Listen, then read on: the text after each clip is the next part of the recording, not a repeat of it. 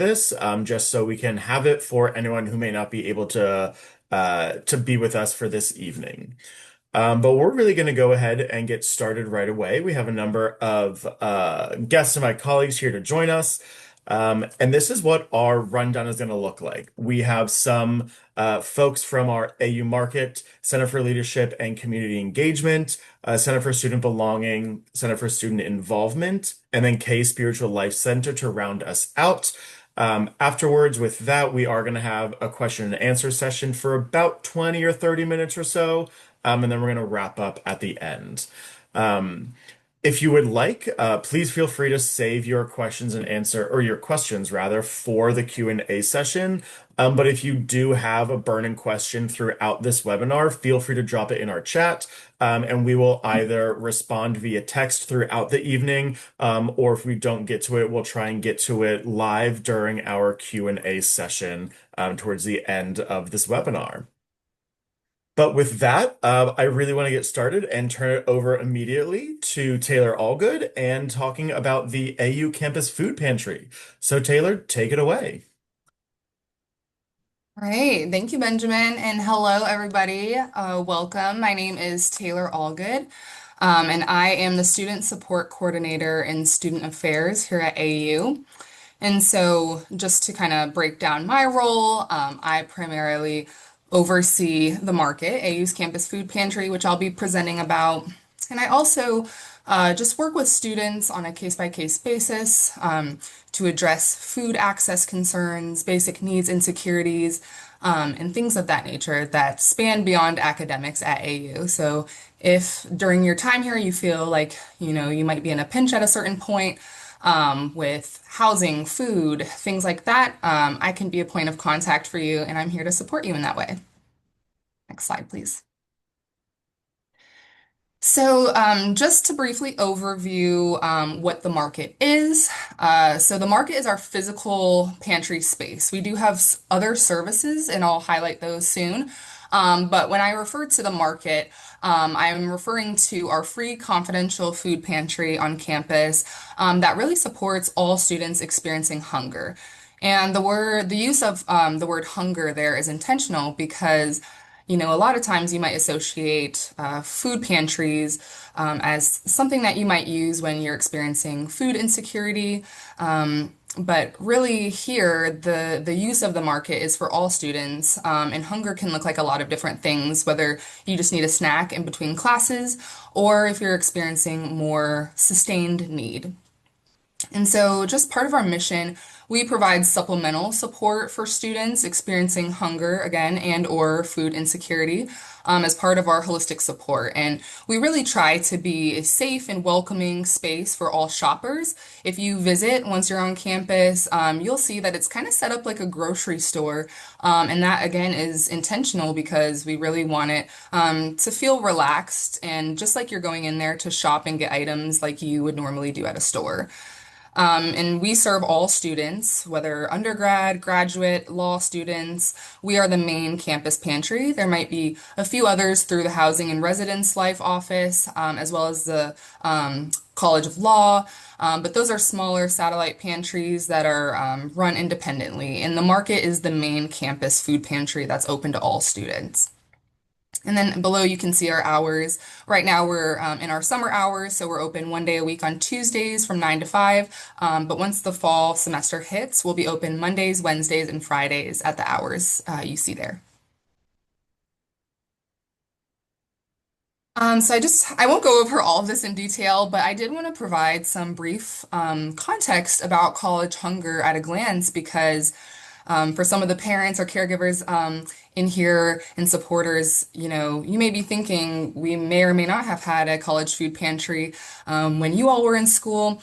The truth is that college hunger has always existed, but it really started to get attention in the 2010s after, the recession of 2008.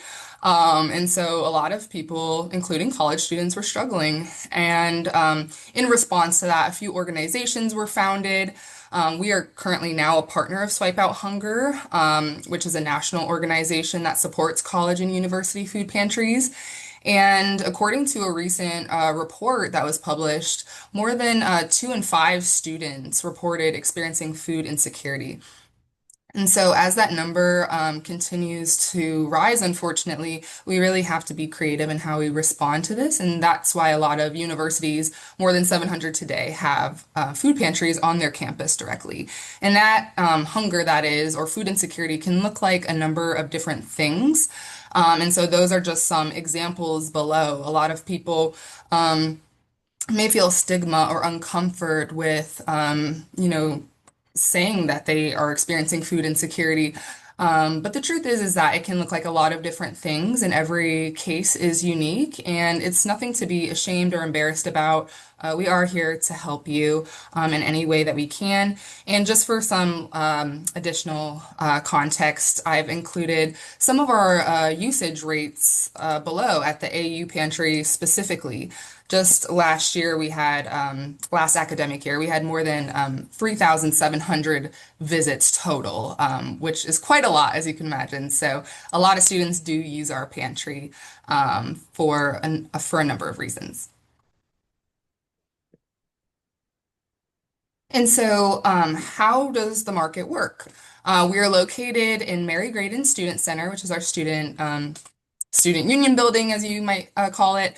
And we're located on the first floor by the Panera Bread. And so, for students who are wanting to use the market throughout the academic year, you just have to sign up once per academic year. So, if you're getting to campus in the fall, once you sign up, then you won't need to essentially sign up again until the following fall. And that it just looks like a brief intake form. We have that available on our website, our Instagram link tree. I can also forward it to folks if they need, but it's just a brief form where we just collect some information.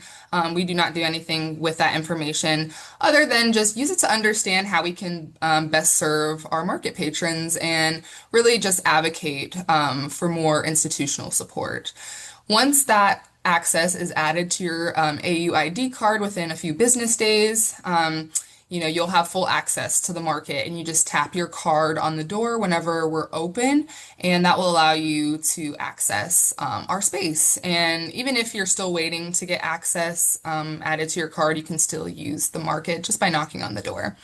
And then in terms of what's offered, we have shelf-stable items. We have fresh produce, as you can see in the picture there. We get monthly produce from our partner at the Capital Area Food Bank. We also have a range of refrigerated, frozen items. We get bread during the school year and just a few other items, including hygiene, snacks, etc. And I just wanted to emphasize that there's no proof of need necessary to shop at the market. We don't ask about income or any of those types of questions. We're really just, there to give you access. And so, a few extra points for using the market as a new student.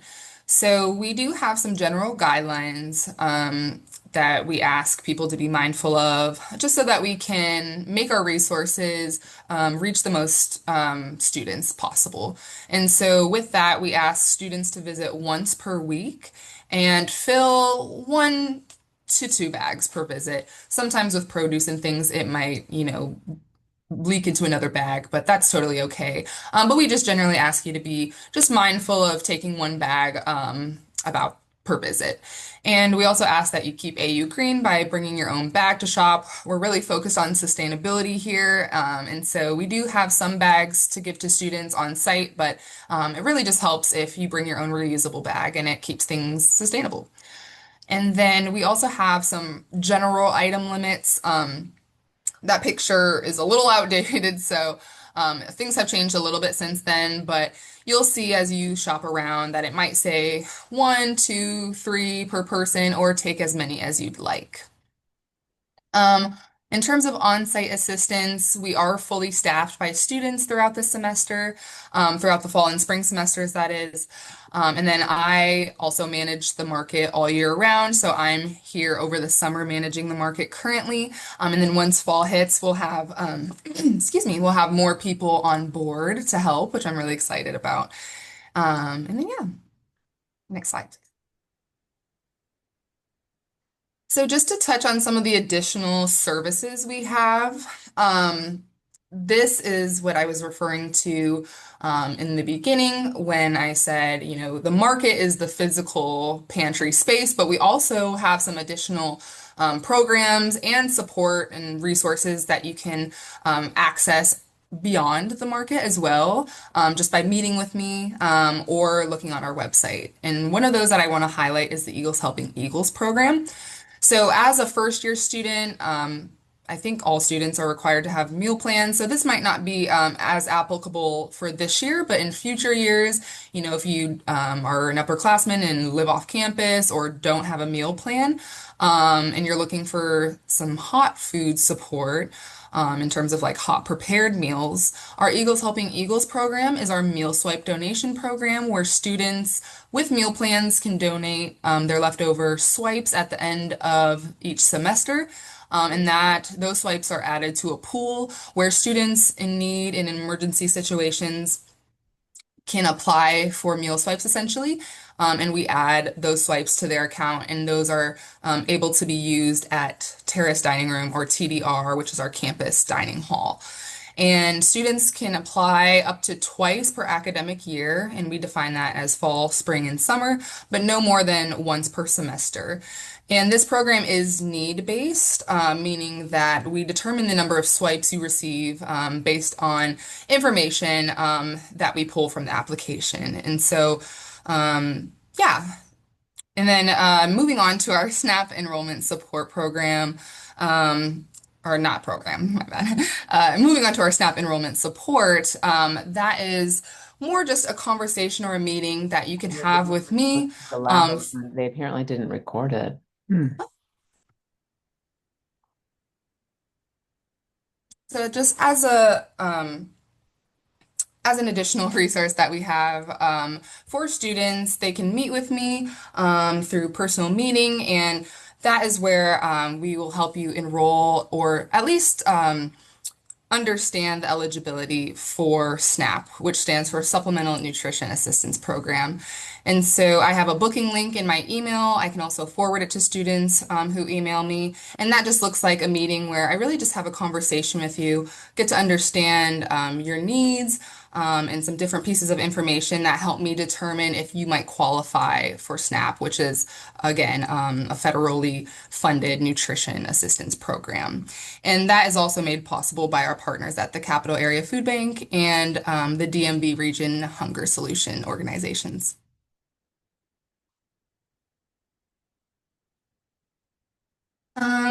This slide, I really wanted to highlight just different ways beyond the market space that we really try to enhance the sense of community and reduce stigma around using the market because that is a piece of it. A lot of students are aware of the resource, but still may not feel comfortable using it if they don't feel like they qualify per se, even though, as I mentioned, the market is open to everybody. And so the main ways and the main strategies that we use to reduce stigma and build community is just through our expanded outreach and promotion. We're really intentional about the language we use on our websites and all of our communications to really promote a welcoming atmosphere for students. And we're always looking for feedback from students. We send out feedback forms at the end of every semester just to check in and make sure that we're meeting needs adequately. And then we also try to enhance the market's atmosphere through creating a dignified shopping experience. So, like I mentioned, we've really worked hard this last year to make the process of using the market feel like a grocery shopping experience. And even now, that picture, like I mentioned before, these pictures were taken at the beginning of last school year, but since then we've added a lot of color and a lot of vibrancy to the space as well to really make students excited about using the space. And then additionally, I just wanted to mention that we have also expanded into programming. We've started to do teaching kitchens, which are essentially like hands-on cooking demos.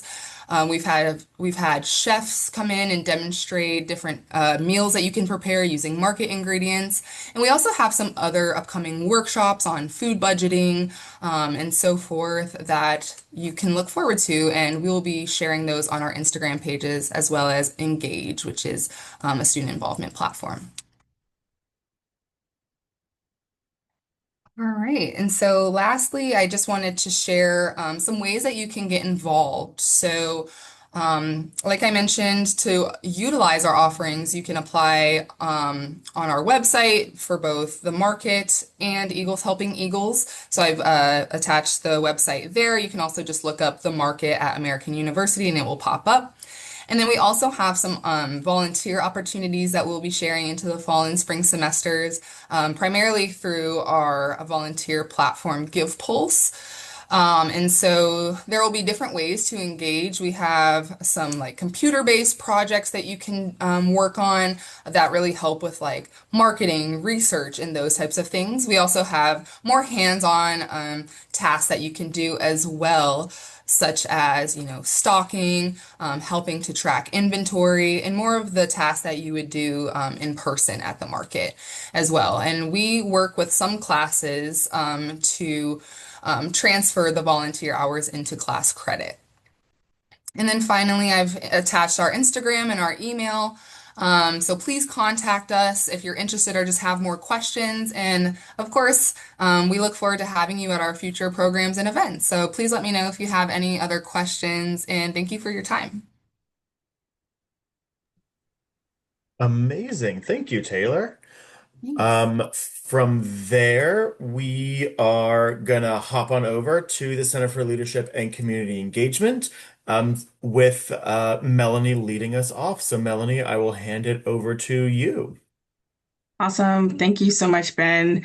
Well, welcome everyone. I am so excited to meet and greet you on behalf of the Center for Leadership and Community Engagement at American University. My name is Melanie Bullock, she, her pronouns, and I serve as the director for the center. I have been at AU for about a year and a half, and I'm thrilled to chat with you all and talk to you all about opportunities where you can lead and serve at AU. So my fabulous team, again, Melanie Bullock, I serve as the director, is on this particular slide. As the director, get a chance to work with all of our team members in their programming and service initiatives that are brought to AU. I also work with AU Votes, which we'll talk about, which is our voter education engagement experience, and our DC Reads program, which is a district-wide literacy program that students can get involved in. Part of my superhero squad, we have Sagar Gupta, who is our assistant director for community-based learning and special programs, who works a lot with the academic side of service learning and connects students on experiences in the classroom and for academic credit. And then we have Sarah Resendiz, who's our coordinator for programs, operations, and finance, who works specifically a lot with our one-day service programs, assists our student organizations and departments with developing service work and programs and connecting with our community partners and DC and beyond, and helps with a lot of the operational things that our office has as well. So that's my superhero squad. Our mission, as you see on the screen, is really to inspire and equip students in our AU community to lead social change. We do that through a variety of different experiences that cultivate leadership, that facilitate civic engagement, and create these reciprocal collaborations with our partner communities in the DMV.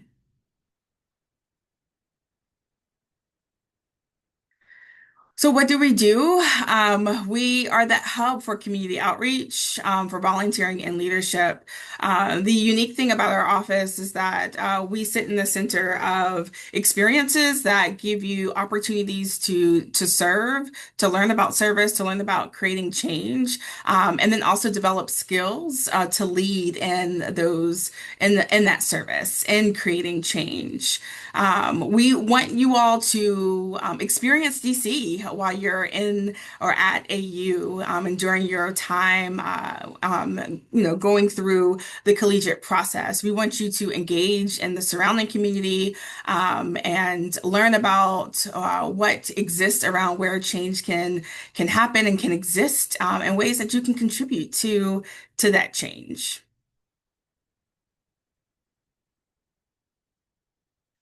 So what does CLCE do? Again, you can lead with CLCE programs and workshops through our leadership development experiences that we provide. You can engage with us with programs called Emerging Eagles and Venture to Volunteer, which we'll talk about here shortly. Of course, serve with CLCE, where you're able to engage in service opportunities and serve the surrounding community, and partnership with our community organizations that we work with.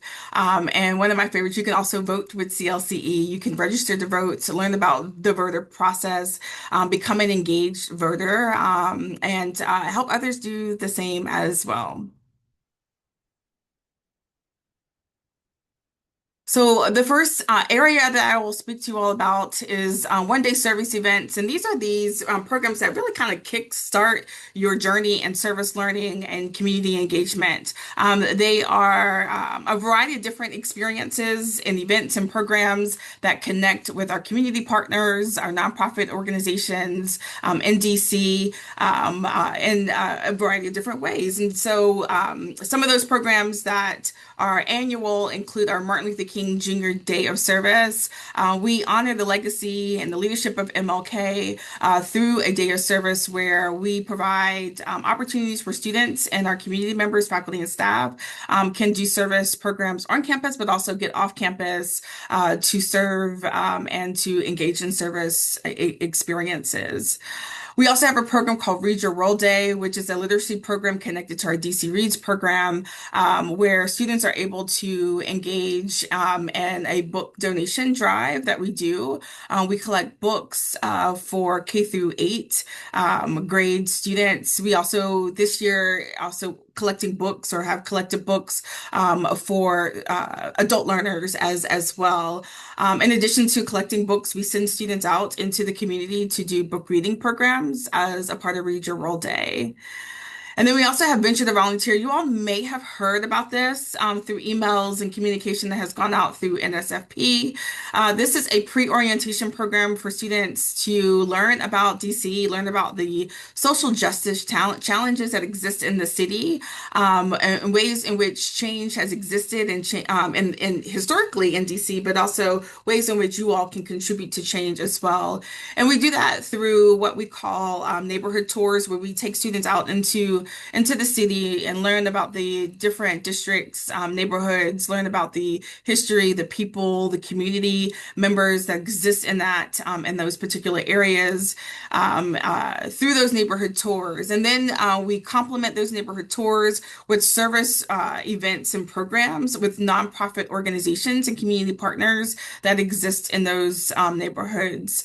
Like I shared, it is a pre-orientation program, but we are getting ready to launch a Part 2 experience for Venture to Volunteer. And so if you weren't able to catch the pre-orientation program, look out for Venture to Volunteer Part 2, where you'll be able to continue to think through opportunities to learn about DC and DC's history, and also engage in service through that program.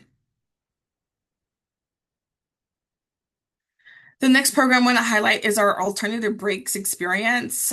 This is a really unique opportunity for students to get outside of AU and experience social justice issues and challenges and creating change in different areas. So we use either the winter break or the spring break time period to send students out to different communities to learn culturally, learn again about these social justice justice challenges that affect that area, and to connect with nonprofit partners and community organizations in those various areas to create change and to give back. Some of the experiences that we launched in 2025 during spring break included a program called in New Orleans. We sent students to Colombia, Ghana, and Brazil. And you'll see the various different social issues that those particular trips focused on. The unique thing about these trips and experiences is that it's all created and ran by students. And so students are able to identify ideas around different locations, different social issues they may want to explore. And we help them construct and develop those programs and those trips for other students to participate in. Definitely look out for new trips. We are right now in the planning stages and brewing up some really great experiences for 2026. So check out our website when you get here in the fall for more information about alternative break experiences.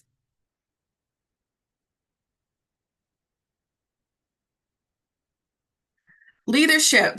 So on top of experiences around service, we provide that skill development piece and help students build that leadership muscle while you're at AU.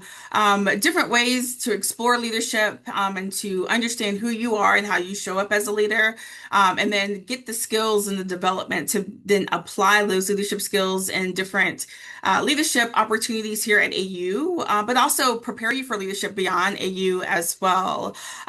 We provide these things called leader shops or leadership development workshops that exist and happen monthly. We also partner with different departments and other groups to bring in speakers and facilitators to help explore different topics around leadership through our leadership series. We also have a really, really great program called Emerging Leaders or Emerging Eagles, which is a first-year experience for students that are ready to just jump in to learn about leadership, to take a deep dive in leadership experiences in a cohorted type of way. And so we have a group of about 30 to 40 students that participate in our Emerging Eagles program. It kicks off with an off-campus leadership retreat. We do monthly programming inclusive of leaderships, leadership education sessions. We bring in speakers and we have some social events and programs. And we end the experience with an award ceremony where you get a unique and special pin for being a part of that particular program. And then the other piece is if you join organizations, which there are plenty to join, and so many different opportunities for you to connect your passions and interests with student organizations that are on campus. We provide workshops and trainings for student groups and student orgs to thrive and do great things while here at AU as well. I think the next one, Emerging Eagles, just like I shared before, is that first year program. The application is open and available through the Engage platform. If you scan that QR code, and I know more information is going to be sent out pretty soon about this as well, you can apply for it today. We will be accepting applications all the way through the start of September and selecting our participants to then jump into the program after. But a little bit more about the Emerging Eagles program. You're doing workshops and trainings. We have that off-campus retreat. I failed to mention this as well. You also get a mentor as a part of the program, and so you'll be teamed up with a peer mentor that will. Our hope will be with you not only through this program but also beyond this program as well. And so, if you are interested, even in just checking out what the experience is like, I definitely encourage you to scan the QR code. But if you have any questions, just let me know.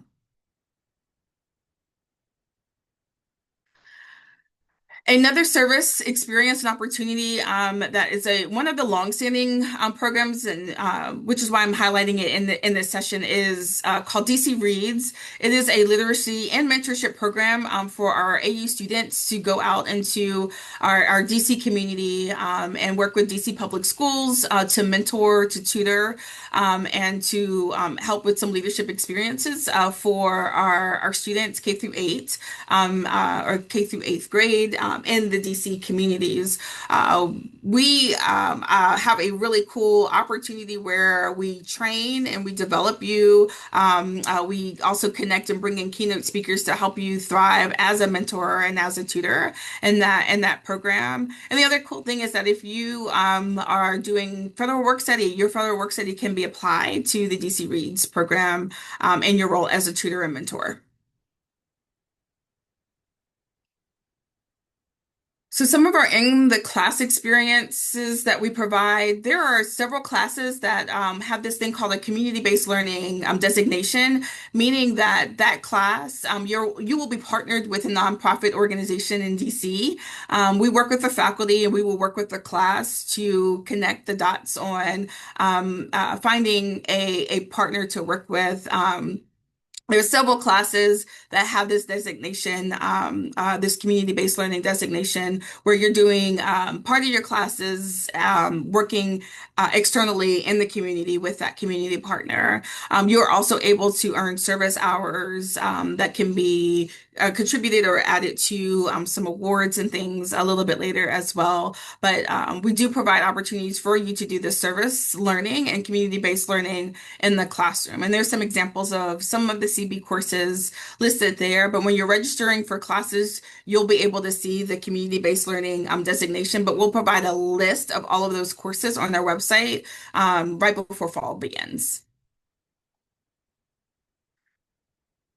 Eagle Endowment is an opportunity for students and student groups or teams to get funding to support your service work. If you have an idea or a thought, or maybe it's something that you did in high school that you want to continue while you're at AU, we can provide funding to support that cause, to support that work through the Eagle Endowment.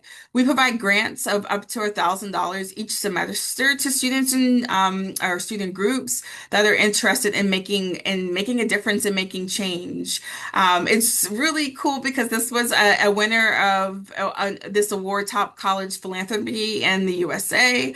A really unique opportunity where students apply for funding to support their cause, and then we work with you not only to provide you with the funding, but also to support you and helping you purchase all the things that you need, supporting your work in that particular experience or program that you're creating as well. AU Votes. I think one of our final programs is that that piece. I get so excited about this opportunity and this work because we get a chance to help students understand the voting process. Many of you coming in, this may be a first season or first semester where you are able to actually register to vote and be a part of the voter process. And we help you do that during different election cycles. We provide also students with information to make sure that you're an informed voter. We work with a lot of different campus partners to ensure that you know exactly what to do as it relates to your voter process or your voting process. We even, because we sit in this unique space of DC, we do a lot of work and support students also to do absentee voting in your respective cities and areas as well. And so that QR code will take you to a space if you have not registered to vote. We definitely encourage you to do that if you're eligible to now and you were able to register to vote in your respective areas. Also, if you want to register to vote in DC, we will provide you with the tools and the resources to do that as well. But we just want you to be an engaged and an informed voter. And so through AU Votes, we provide students with the resources to be a part of the voter and voter engagement and voting process. Yeah, that was it. And so make sure that you follow us on social media platforms. We do a lot of engagement on Instagram, and so our handle is right there. If you follow us, definitely in the next couple of weeks, we're going to start doing some engagement and giving out some prizes for students when they get here. So if you're looking for more information, check us out on Instagram and of course our website as well. Thanks for Perfect. listening. Thank you so much, Melanie. I know I learned a lot about CLCE then, so I hope that was informative for you all as well. There's a quick chat asking about the email for CLCE. If I'm not mistaken, it's service@american.edu. So close. It's volunteer. Oh, I knew You it were was so one of close. those two. Volunteer at, I think it used to be service though, but volunteer at american.edu. Hmm. Perfect. Thanks, Yeah, Melanie. you're welcome. All right, let's turn it over now to the Center for Student Belonging with Danielle. You are up. Well, hello everyone.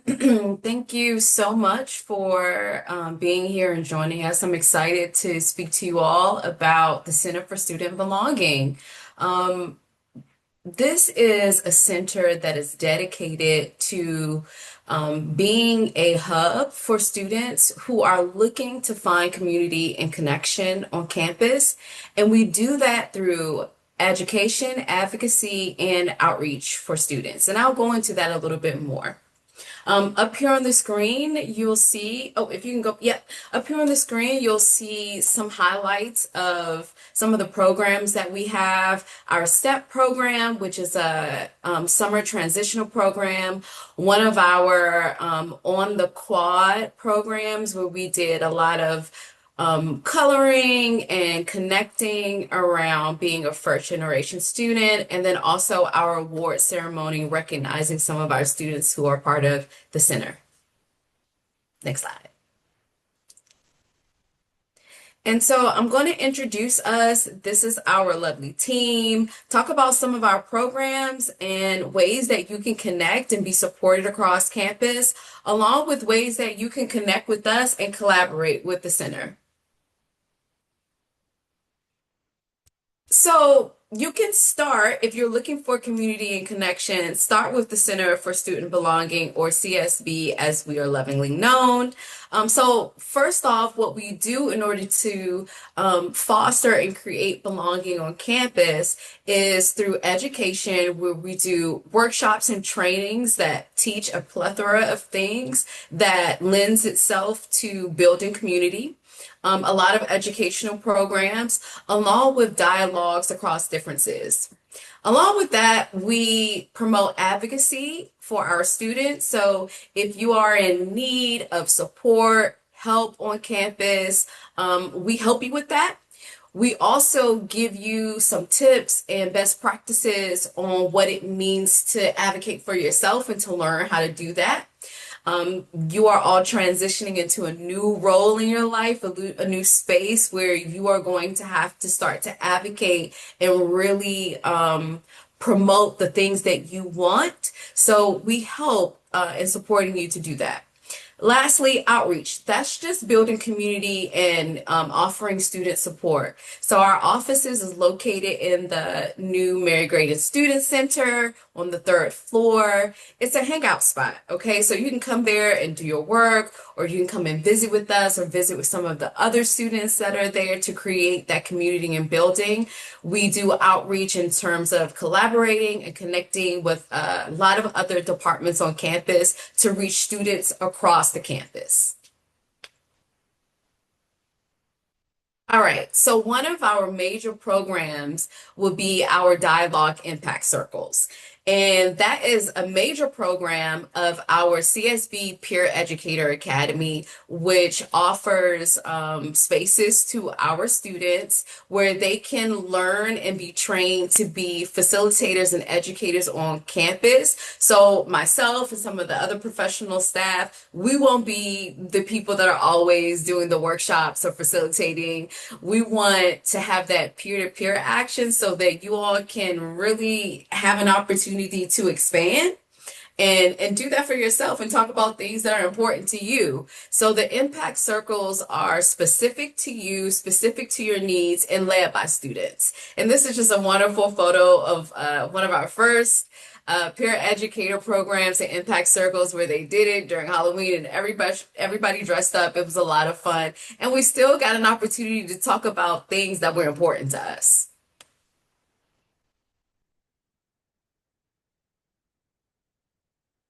All right, so another way that we support student belonging community are through a lot of our programs. So the Center for Student Belonging, we do a lot of programs. We want to see you at these programs and these events, and we want you to enjoy yourself, also be challenged, also find ways to grow and to partner with other clubs, associations, and units and departments on campus. All right, so some of our really popular programs will be the First Gen Palooza, where we have like a carnival, big games and everything on the quad. You can do so many different things. There's a lot of great food. And then we have new student orientation dialogues, which is what you all will experience during orientation. This is an opportunity for you to recognize and see how AU does dialogue and how we work to build that community and connection through dialogue that centers itself on compassion and care. Next is our STEP program. I mentioned that earlier. This is a picture of the students riding up a really long escalator in DuPont Circle. So they wanted to take pictures. They had just come back from a trip out in DC, going to some of the museums and just having a great time. Another photo you'll see is all of the students went to a basketball game. That's something that we sponsored. And then below you'll see icons for our District Scholars Program. This is a program that we are really proud of. These are all scholars that are from Washington, DC. I myself is from Washington, DC, so that's always a great plug. If you have any questions about living in DMV, you can ask me. Next is just some photos down there of us having a great time. We also do Pride Inside Week, where we celebrate the identities that we have on campus. And then lastly, our barbershop and salon series, where we bring in some great salon, some hairstylists, some barbers, have some music and a DJ, and we do hair and cut hair, you know? Next slide, please. More ways for you to find belonging in community. We like to get off campus and be in the community and see a lot of different parts of DC. Here you'll see students enjoying a hike in Kimberly Park. Next, we do some free item giveaways, tablings during our First Generation Week of celebration. And then last, a lot of times it doesn't have to be program. You know, we don't have to have something happening or an event going on for students to just come to our office, especially during high stress times like midterms or finals, to just play a game of Uno, you know, and just have some fun and take a load off for a little bit. Next slide, please. All right, so more ways to connect and support across campus. What CSB does, we not only serve as the hub, but we also serve as a connector on campus. There are so many different resources that are here for you that work to create an environment where you feel and know that you belong. With that, we recognize because of so many of them, you may not know where to start or what to do with the issue or the thing that you have. So a lot of students come to CSB just to ask the first question, what do I do? Where do I go? What resource is there for me? And we work to ensure that we walk you to the next place, or we try and give you support in the office. But our goal is always to ensure that you know that we're there for you and that there are resources available. So as Taylor talked about before, the AU Market, there's going to be information about K during this program. And then ASAC is here for disability accommodations. Our office also does disability programming, not accommodations per se, but a lot of programming that assists with you all connecting with your identities and showing up in a way that allows for you to build community.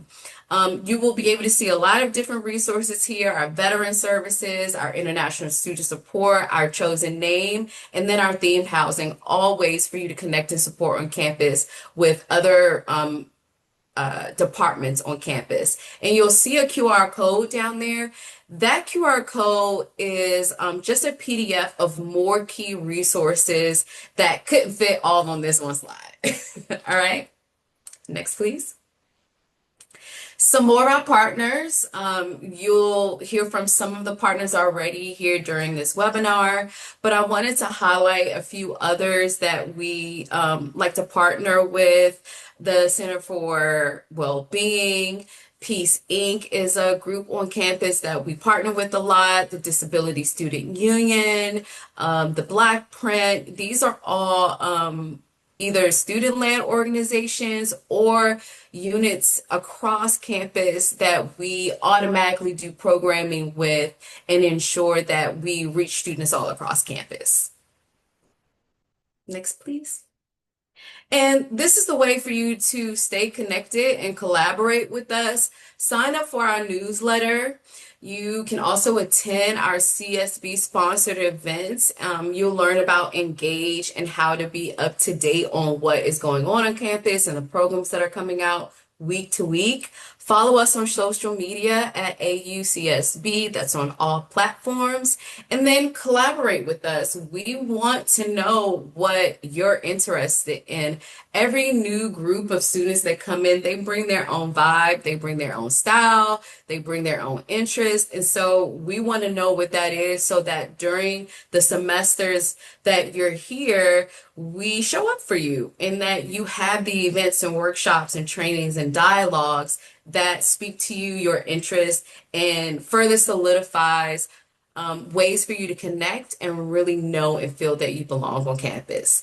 So I hope that I know there was a lot of information, but I hope that you all are able to recognize what we do at our center and come find us and come hang out with us. We want to meet you. Thank you so much, Danielle. I appreciate that. Thanks. Of course. Do you want to plug your survey? Oh, yes. That would be great. If you take a moment to just take the survey. So, and I'll say this because this is just another way for us to know what you're interested in. So we can already have kind of a head start on what it is that you're thinking and what may be of interest to you. So thank you. Perfect.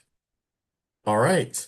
Let's switch gears to the Center for Student Involvement, or CSI, with Sam Easby's here to join us. Great. Thanks, Ben. Hi, everyone. I'm Sam Easby. I'm representing the Center for Student Involvement tonight, and I serve currently as the Associate Director for Fraternity and Sorority Life within our office. And Ben, you can go to the next slide. So just a quick overview of what I'm going to be talking about today.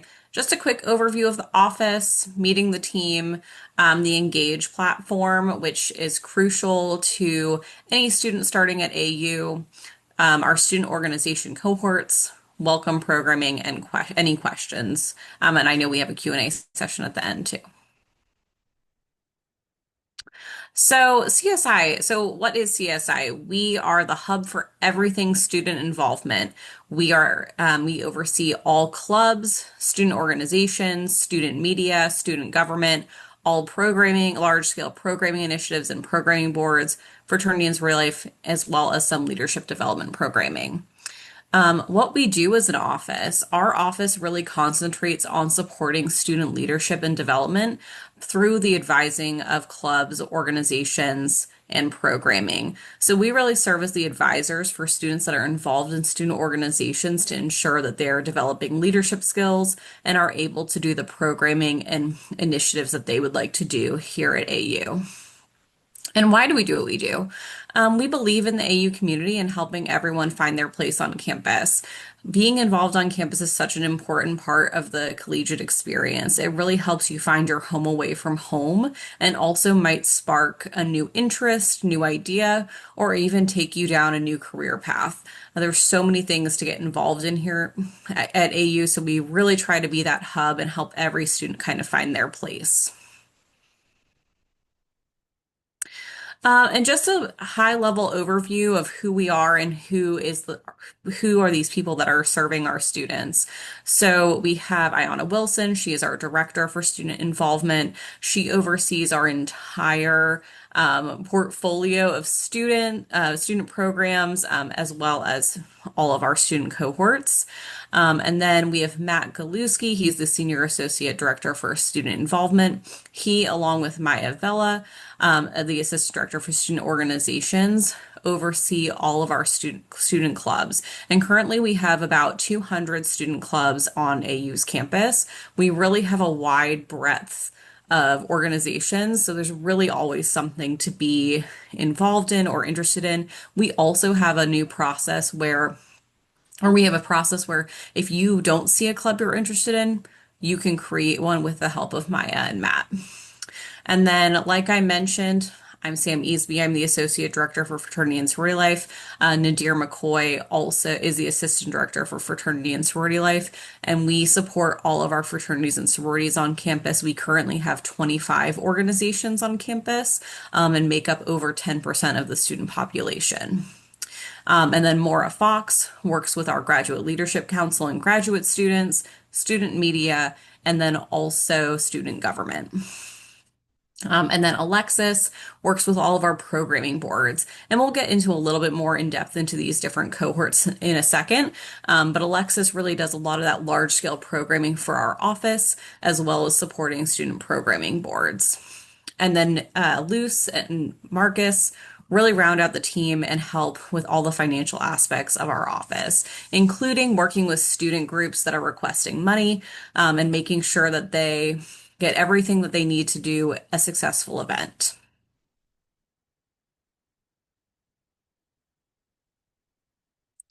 But before I dive into the cohorts, I do just want to plug Engage. Engage is really the platform for everything that's going on here at AU. And I'm sure you might have seen this before. Engage houses all of our student organizations on campus. So it has a true directory of everything that you could possibly get involved in here.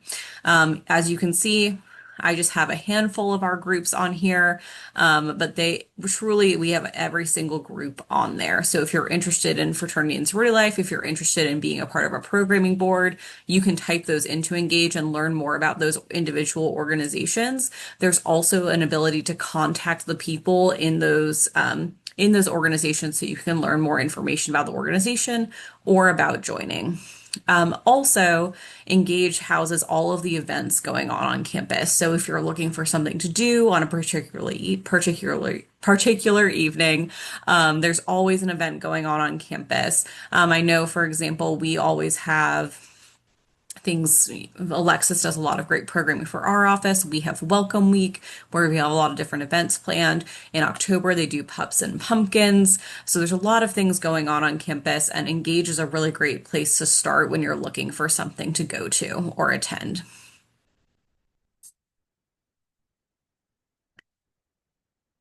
And then just to dive in a little bit more into our cohorts. So as you can see here, we have our AU Club Council. Our AU Club Council is the governing body for student organizations. And what I mean by governing body is that they actually allocate money to each of our student organizations from the student activity fee money, and then help these organizations put on events and also financially support them. So they meet weekly, they talk through budget requests, and they make sure that all of our organizations could have really great events here at AU. Student media, we have a large student media population here.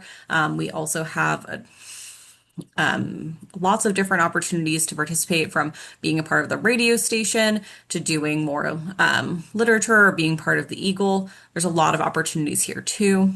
We have our Student Activity Council, which oversees our 4 programming boards, and they provide support once again, for programming, and then student government, Graduate Leadership Council, and then Fraternity and Sorority Life. So Fraternity and Sorority Life, we have 3 governing councils: our Interfraternity Council, Intercultural Greek Collective, and Panhellenic Council. Our values are community leadership, philanthropy, service, and scholarship. Within each of these governing councils, we have a variety of different groups under each one. So our Interfraternity Council currently has 11 organizations under it. Our Intercultural Greek Collective has 7, and our Panhellenic Council also has 7 organizations. We do have some requirements for students prior to joining the fraternity and sorority community. You must be enrolled full-time in your undergraduate program, be in good disciplinary standing, have earned at least 12 credit hours. So that means you are not eligible to go through a recruitment process until your second semester here at AU. If you are transferring in, you are eligible, but we don't count AP classes or anything else in those undergraduate credit hours. You really have to be a second semester first year student. And then the last requirement is earning a minimum cumulative GPA of 2.5 on the 4.0 scale. And just a high-level overview of joining the fraternity and sorority community, we do informal recruitment in the fall for transfer students and upperclassmen. We do formal recruitment in the spring semester starting in January for all students. We have all the registration links and information about recruitment online on the FSL website. But also just to kind of highlight what the fraternity and sorority community does. They do really fun events like Greek Week. This picture is actually from their Greek Sync event where they had a lip sync dance competition raising money for different philanthropies. They also do a lot of individual philanthropy events per their organization. And we also do a lot of leadership development training with them as well. So lots of things to do and get involved in within fraternity and sorority life. AU Club Council, like I mentioned previously, is a group of students selected to oversee the budget allocation process from the student activity fee money. So they provide funding for over 200 student organizations, and they also provide consultation for student groups looking to program.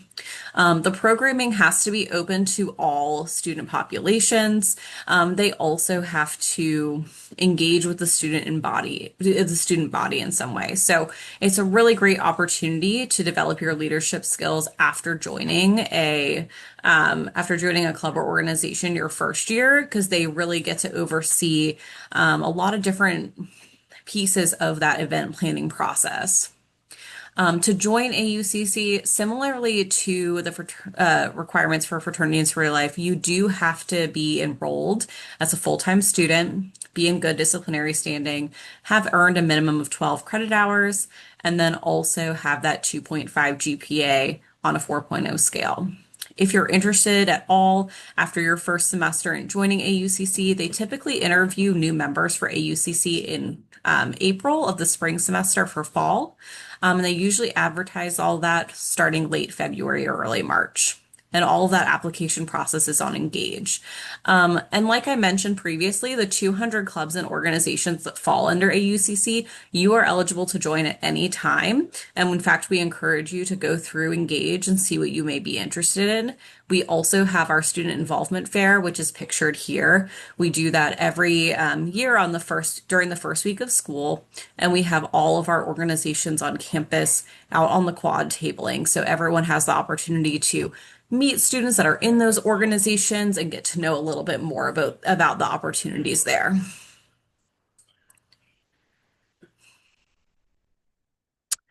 Student Activity Council. So this is our student-run governing board for programming. The following groups reside under the Student Activity Council: Kennedy Political Union, Students for Change, Student Union Board, and Spirit and Traditions Board. Again, they have the same requirements as participating in fraternity and sorority life, as well as applying to be on AUCC. However, if you're interested in joining any of the different programming boards under the Student Activity Council, there's plenty of opportunities for first-year students to get involved in any of these different boards. They do events from bringing speakers onto campus or doing something like in this picture, having a carnival on the quad. There's a lot of different opportunities and different programs that all of our students are putting on. It's a great opportunity to practice event planning skills, as well as just get involved in the campus community and really put on events that engage students. After you after, your first year, if you're interested, second semester in joining the Student Activity Council, they follow a similar process to AUCC. They interview people in April, and then they start advertising in late February, early March.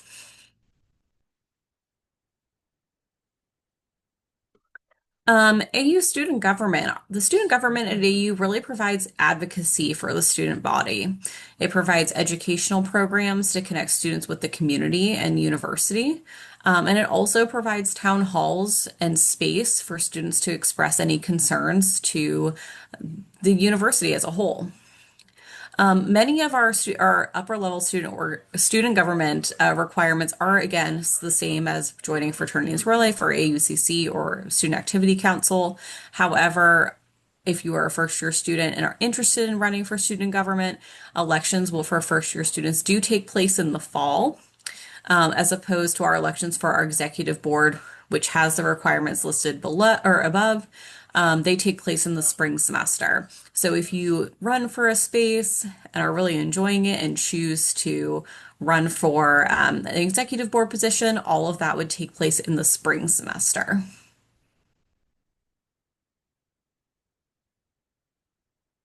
And then I just want to briefly talk through our Welcome Week events. You can definitely log on to Engage and look at them and see what the lineup looks like. But our office is in charge of all the Welcome Week activities, or the large scale events rather. So we are going to be hosting a late night breakfast. We will have Jazz and the Cats. So there's a lot of really great opportunities for you to come out and meet other students and then also engage with the campus-wide community. But definitely go on to Engage because you'll be able to see what you can actually participate in during Welcome Week. And then we're located in the Mary Graydon Student Center in Suite 324.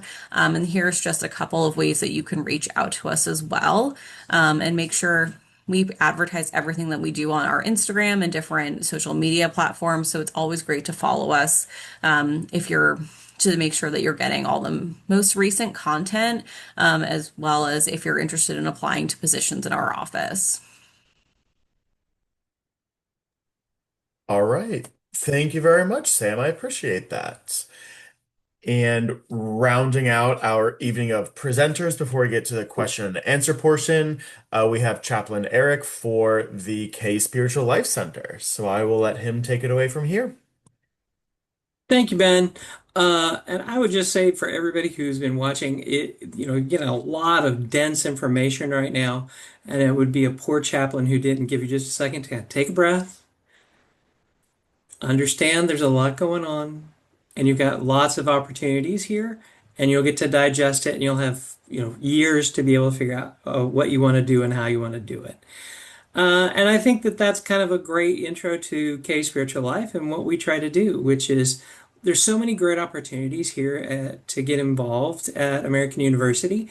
We want to help people process the why piece for them, to engage their beliefs, their values, and their purpose, to then be able to engage purposefully.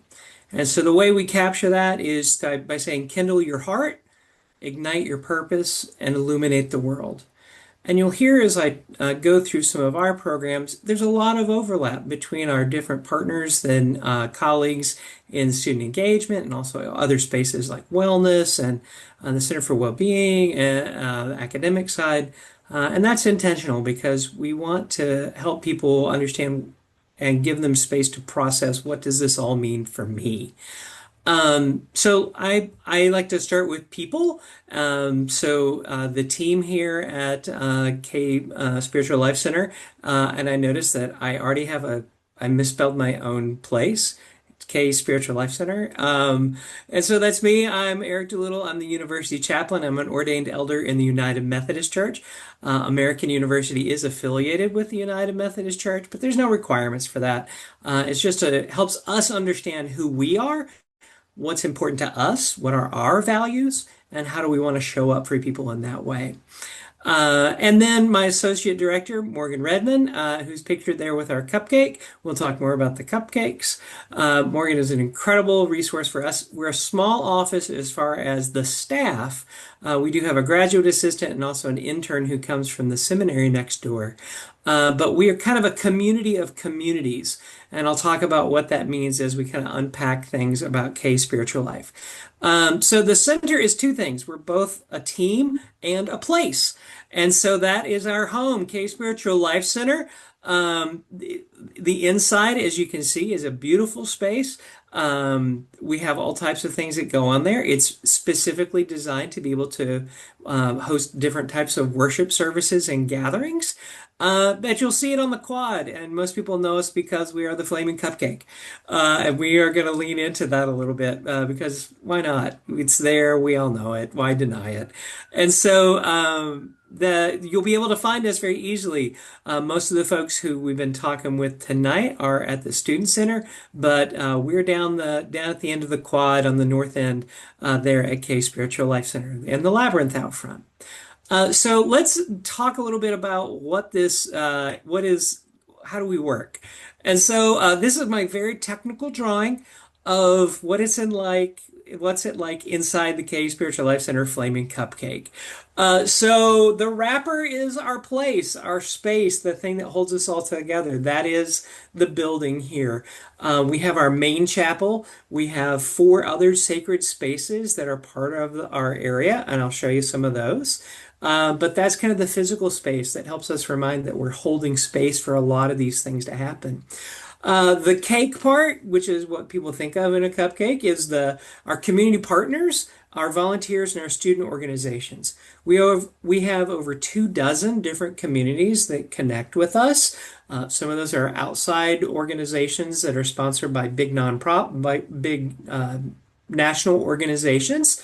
Some of them are smaller communities locally. Some of them are just volunteers who are willing to give their time to give back to the community. And then we also have some specific student organizations who we help programming with. The filling, because it's a filled cupcake, because it's got a little something extra that people aren't expecting, that's the folks who work here, the K Spiritual Life staff, our interns, our GAs, our student staff, and a new program we're introducing this year, our Inner Belief Bridge Builders. The frosting, which is the part that most people recognize at the top, it's the thing that kind of grabs people's attention. That's our programs. We'll talk about some of our different programs we do. Last year, K Spiritual Life Center and our community partners, let's see, I just did a final tally. We did over 1,200 events based on spiritual wellness, belief, religious identity, and those areas. So we have a lot of opportunities for people from a lot of different programs to do that. And then the sprinkles are just some of the fun things that just happen to be around for us. They're little extra zhuzh on the top. So the Labyrinth is a part of that. We do study breaks. Several of our a cappella groups do their concert here, along with the AU Gospel Choir, and lots of little things that just kind of make it fun.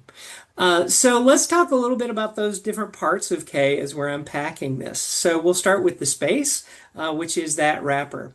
You saw a picture of the main space. We also have 4 other chapels. I'm sorry I didn't get a picture of the last one in here. It's hard to capture for us.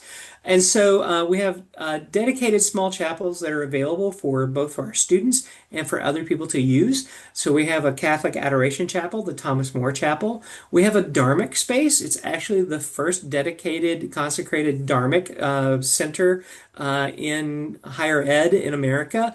Georgetown likes to say they had it, but we actually got them by 2 weeks. So we're very proud of that. Our newest space is our Contemplative Corner, which is a space for mindfulness practices, for individual prayer, for small groups to be able to do those pieces. It's not dedicated to any one community. Anybody can use that space. And then we also have a Muslim prayer room, which is probably one of our most active spaces on campus in our building. And that is on the lower level. It's a tough space to make it look good on camera, but it's a wonderful space. And that actually dates back to the 1970s here. The space itself is from the 1960s. We're one of the oldest interfaith spaces in higher education in America. So we've been figuring out how to be a community of communities for a long time. Inside that wrapper, then, let's get into kind of the heart of what we do around here and what makes us us.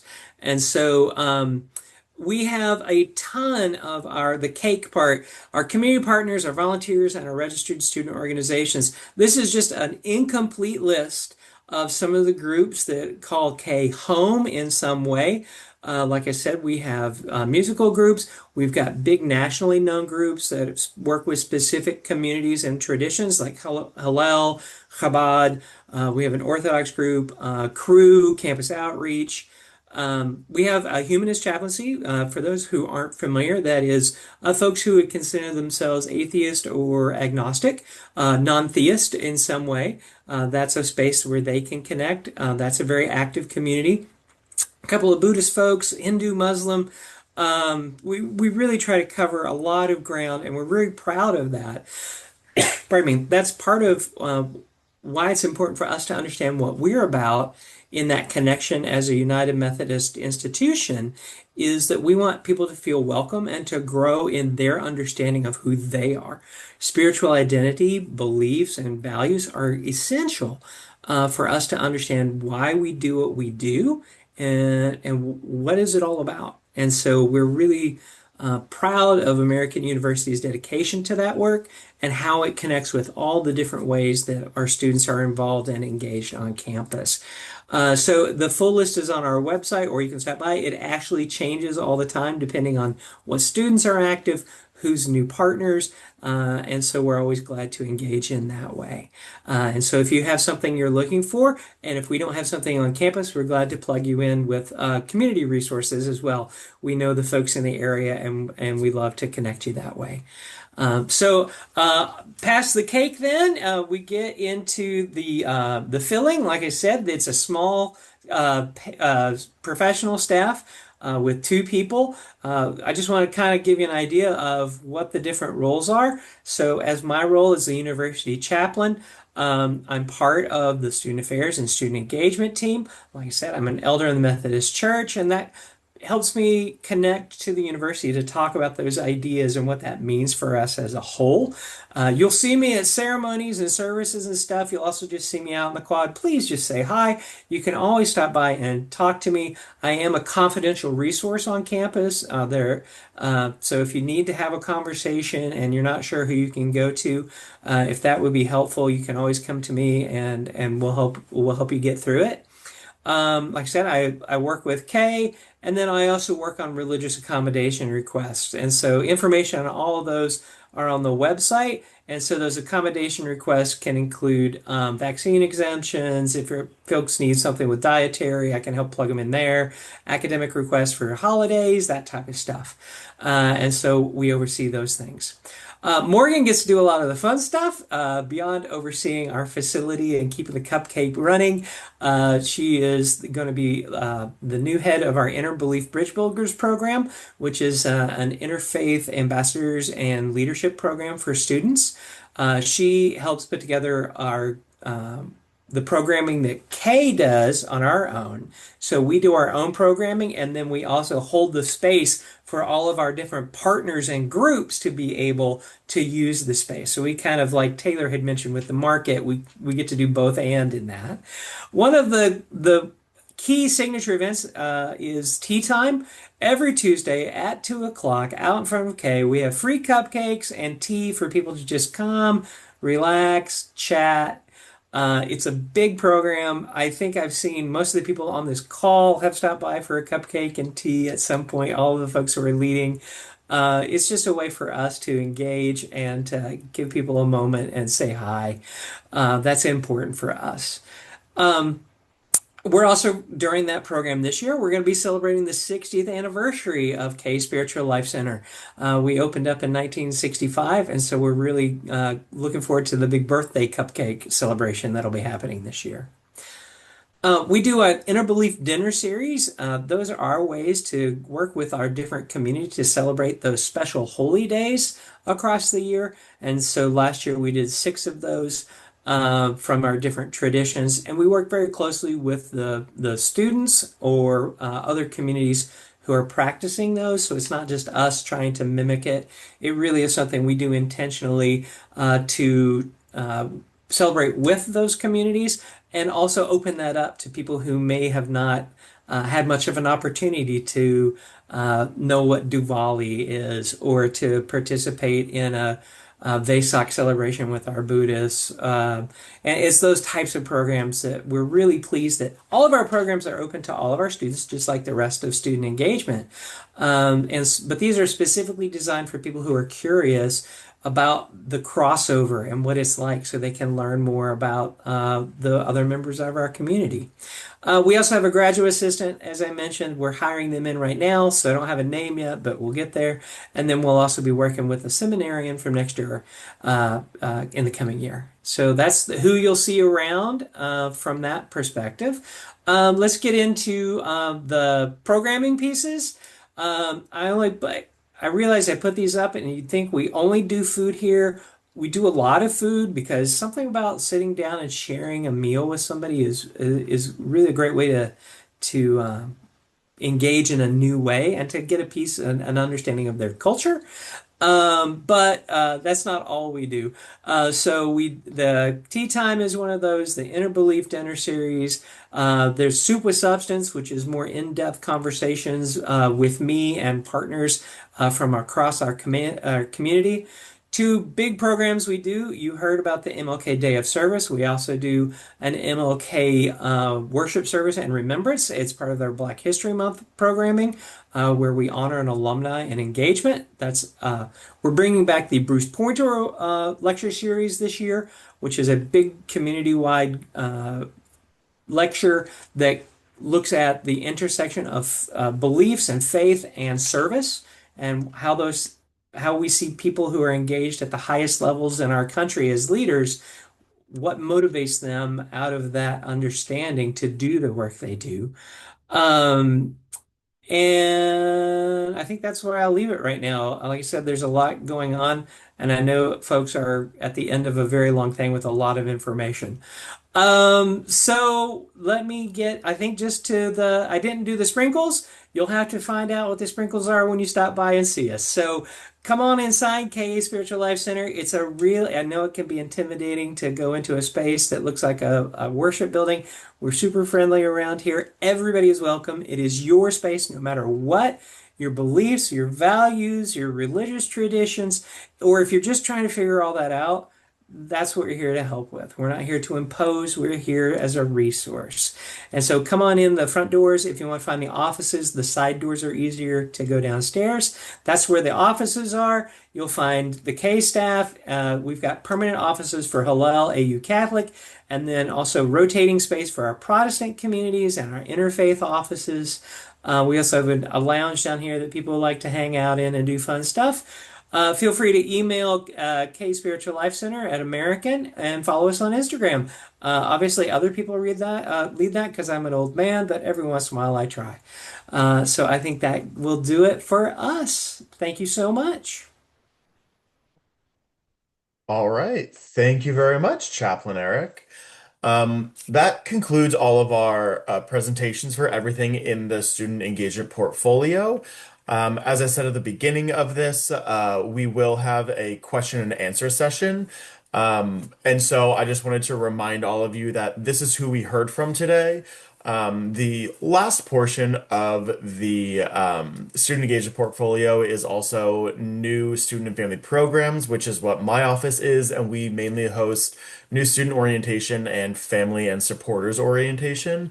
I'm sure you've heard plenty about us over the course of the summer, which is why we didn't do a presentation as part of this. But if you do have any questions for us or for any of the people that presented today, please feel free to drop them in the chat, and then we will get on with a quick question and answer session.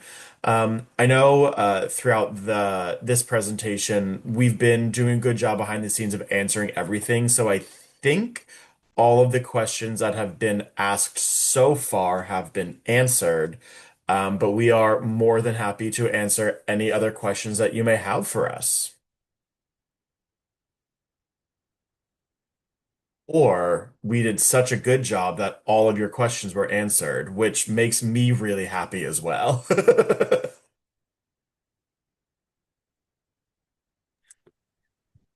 All right. Does the Engage platform have a mobile app? I believe, Sam, are you able to answer that one? It does. So, you can go on to Engage and then fill out the American University profile.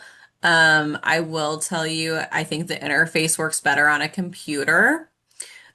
Just as to be transparent, I think it's a little easier to use if you pull it up on your computer. However, we do use to scan in for events and stuff. We will do stuff through the app, um, but yes, yeah, the answer is yes. I just think it's easier to use on a computer. Mhm. Perfect. Thank you. Um, Melanie, can we get some more information about the DC Reads program, please? Specifically, how are you able to become a tutor? Absolutely. I'm so glad that you asked. There will be opportunities to sign up in the fall. Once students get here, we will have information available at the involvement fair, but we will also do some information sessions around DC Reads and tabling. You will be seeing DC Reads everywhere upon arrival, and so during that time period, you'll be able to register and sign up to be a tutor. And then we'll get you connected to training, get you connected to a school, you get a mentor, all that fun stuff as well. Perfect. Thank you so much. Let's see.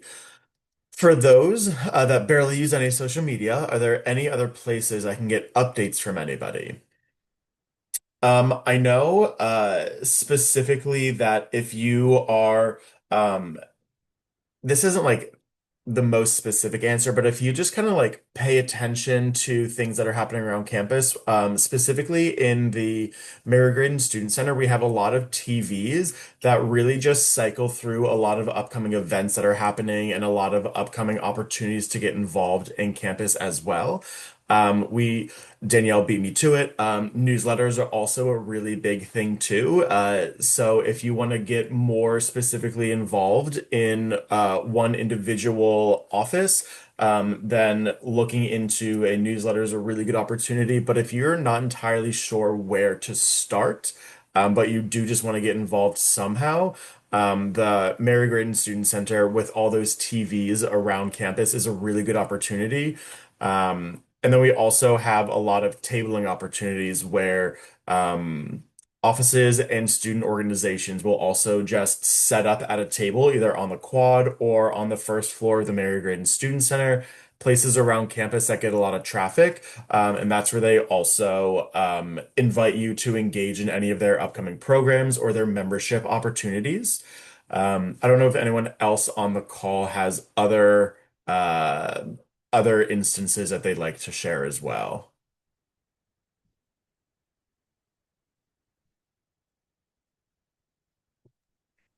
Perfect. All You right. said the Engage platform, right? hmm Yeah. Oh, I In guess addition that's to, oh, sorry, my bad. I was just roping that into social media, but I guess that's not social media, and that's also a really good opportunity. So Melanie, I'll mute myself so you can continue. Oh my bad. I didn't mean to jump. In addition to Engage, that platform, there's the other platform that was mentioned earlier, GivePulse. And so if you're looking for service experiences or other events and programs on campus, that's also a hub where you'll learn about upcoming events and programs that are not only happening on campus, but also happening in DC. All right. The exact dates of Welcome Week. Sam, do you want to take this one or do you want me to take this one?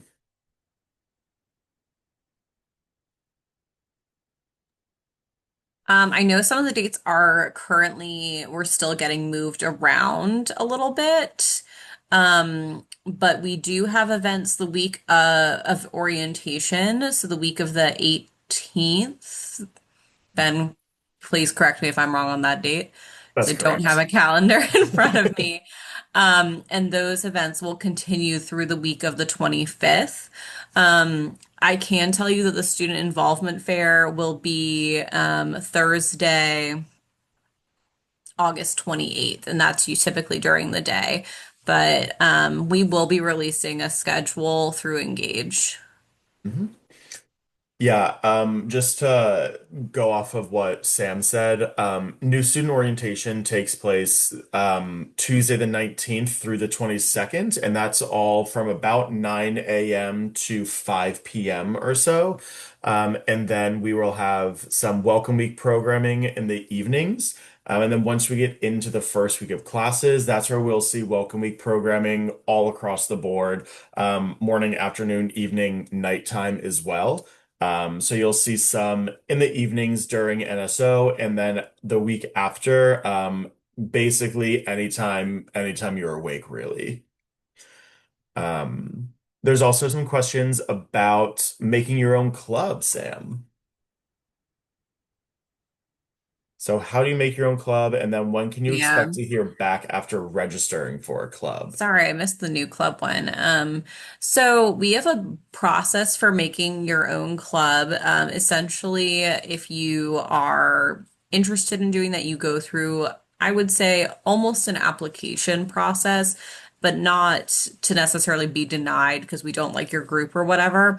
We just have requirements for starting a new club or organization. So they have to meet certain mile markers over the course of a semester to be included in our registered student organizations. So essentially, if you don't see a group or something that you're driving with in the fall, you can go through, go to one of our new student club or new club, not new student, new club information sessions, and they would walk you through how to get started and make sure that you have everything completed.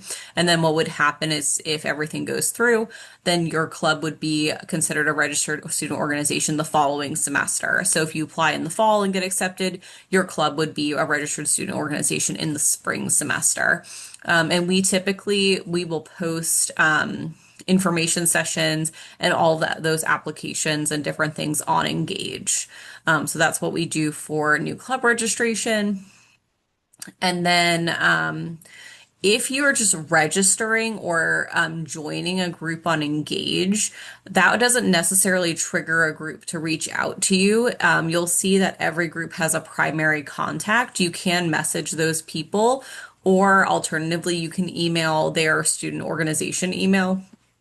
I will tell you that some of our student groups have a longer response time over the summer because many of our student leaders are involved in internships or are just traveling with family. So sometimes it takes a little bit longer over the summer.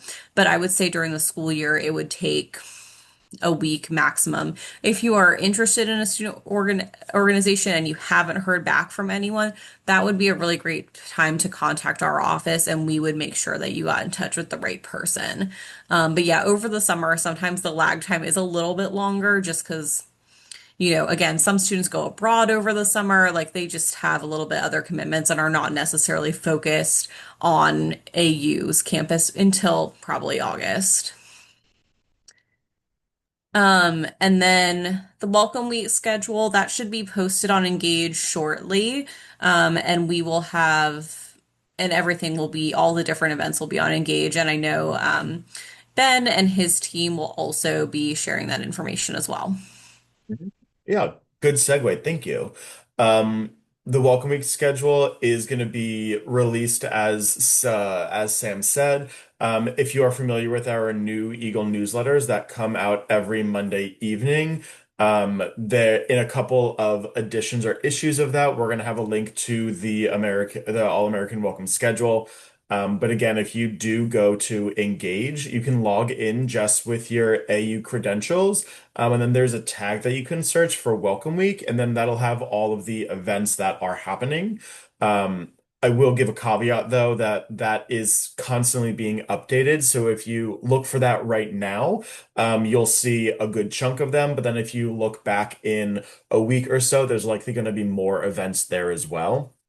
So Engage is a really good living opportunity to see how things are being added to the Welcome Week program. And then I also saw a question about NSO, new student orientation. When and where do we sign up? Similarly, you are going to be receiving an email to your AU email this week on how to sign up. So you haven't missed anything yet. But it is coming. We are working with our IT team to just iron out those last little bugs that we're experiencing before we release it to you all. But in just a couple of days, you all will receive an invitation to your AU email to register for new student orientation. I believe those are all the questions. You are so very welcome.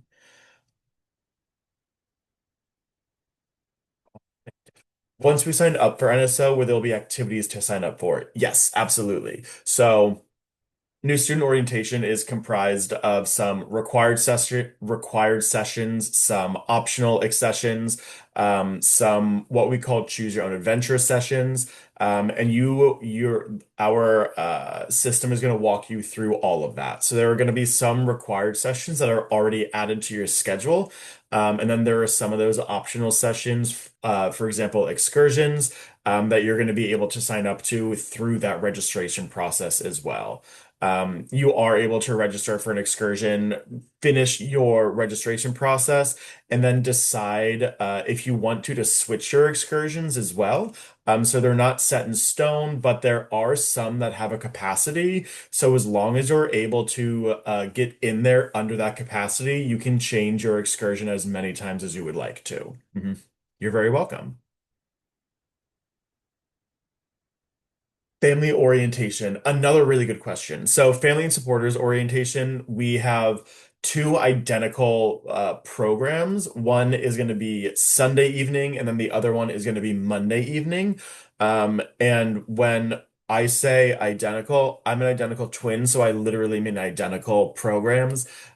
We do that just so the families who want to participate can choose if it best lines up with your student's move-in day. So if your student is moving in on Sunday and you want to participate in the one on Sunday, you're able to. If your student is moving in on Monday and you want to participate in the one on Monday, you're able to. But we're not really keeping track of that. So you're able to participate in whichever one you would like to, but you do not have to participate in both, simply because they are going to be a repetition of information. There is a sign up for that as well. That's going to come shortly after the new student orientation sign up as well. We tend to do things in pretty consistent pairs where we have a new student newsletter as well as a families newsletter. We have a new student orientation and a family and supporters orientation. So we will also have an NSO registration, and we will also have a family and supporters orientation registration that'll come out shortly after the NSO registration will. And you will, if you are a family member that gets the New Eagle family newsletters every Monday evening, there's going to be a link in there once it's launched as well. So you'll want to keep an eye on that for sure.